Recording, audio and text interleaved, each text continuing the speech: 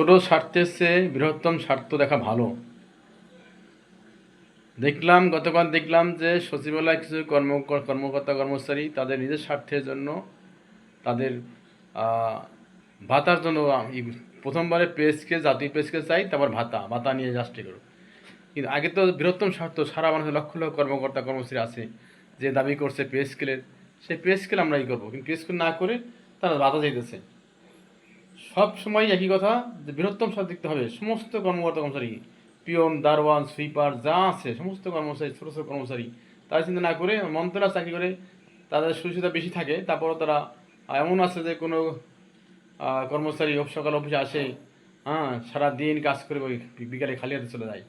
আর কিছু কর্মকর্তা কর্মচারী আছে অফিসে আসে খালি যায় ভরে। সেরকম না হলে যারা কষ্টে আছে তাদের জন্য পে স্কেল দরকার, তাদেরই পে স্কেল দাবি। অতএব সকলের উচিত হবে পে স্কেলে নিয়ে আন্দোলন করা, পে স্কেল চাওয়া। কিন্তু এই সরকার অবশ্যই বিবেচনা করবে যে কোনটা সঠিক দাবি, সেটাই বিবেচনা করবে। আমরা চাই পে স্কেল চাই, দেখে দেখে একই শুনি। পে স্কেল হবে প্রজ্ঞাপন জারি। সবাইকে ধন্যবাদ। আসসালামু আলাইকুম।